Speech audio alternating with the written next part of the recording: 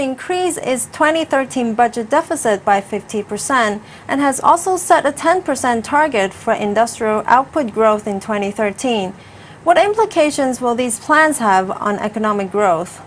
I think the government wants to implement a proactive fiscal policy. That is, the fiscal deficit as a share of GDP probably increase a little bit.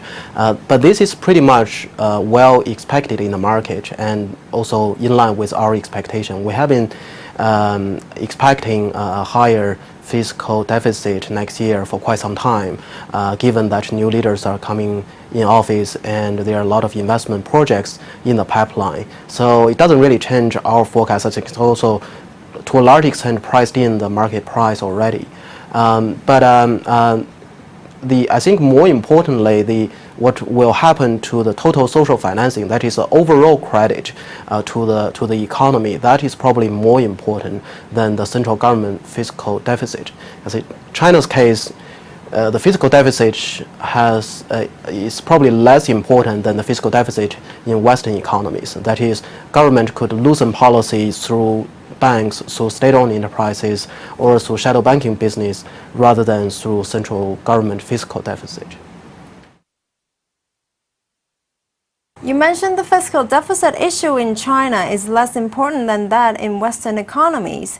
Why is that? Right, because in the past several years, you can see that China in several times loosened the policy very aggressively.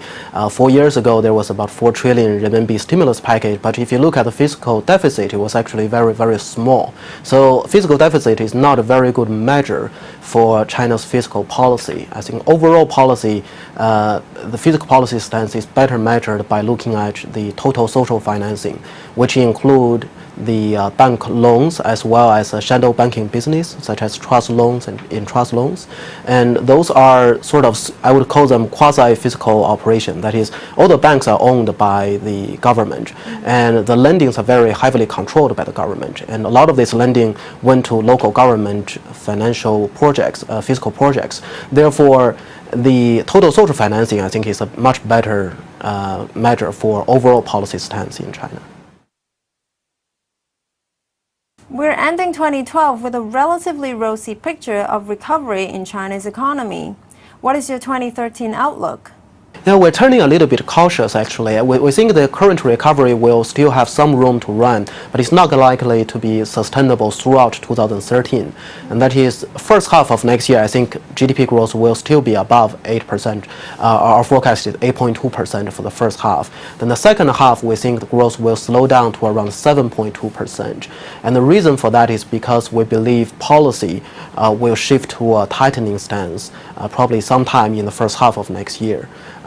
Because of higher inflation and also because of concerns for the risk in the shadow banking business.